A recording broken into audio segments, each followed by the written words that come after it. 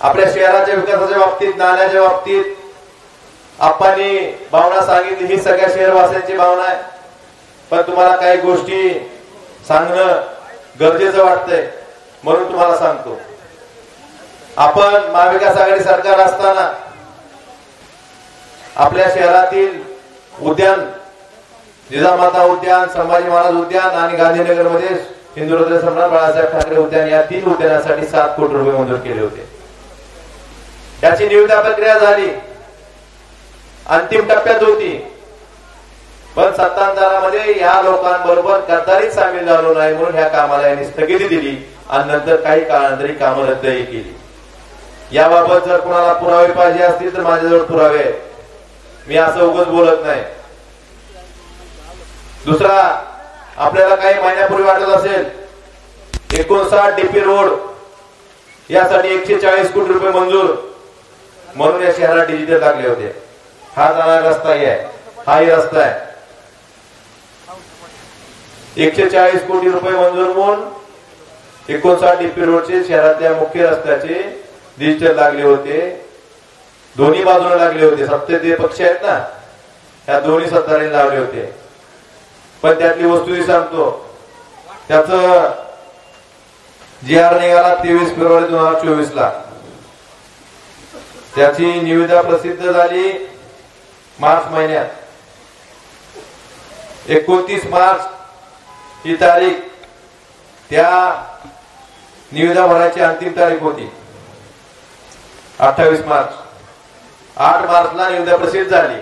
8 मार्च 2024 ला. 28 मार्चला निविदा भरायची अंतिम दिनांक होती आणि निविदा उघडायचा दिनांक होती 29 मार्च 2024. 29 मार्च 2024 नंतर आज किती तारीख आहे? नोव्हेंबरची 17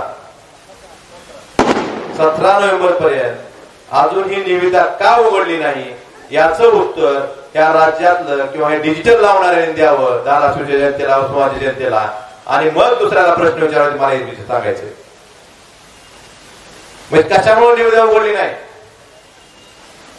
त्याच्यामुळे याची गणित काय होती. फक्त श्रेय घ्यायचं, डिजिटल लावायचे. मग 7-7, 8-8 महिने एका टेंडरची निविदा जर उघडत नसाल तर याला जबाबदार कोण, याचं उत्तर या शहराच्या जनतेला, या लोकांनी देणं गरजेचं आहे. 15 वित्त आयोगाचा हप्ता सुरुवातीला जेवढा येत होता त्यात कपात का झाली? त्याच्यामुळे आपली कचऱ्याचं, कंत्राटदाराची बिलं निघत नाहीत, त्याची बिलं निघत नाहीत म्हणून कचऱ्याचं काम होत नाही.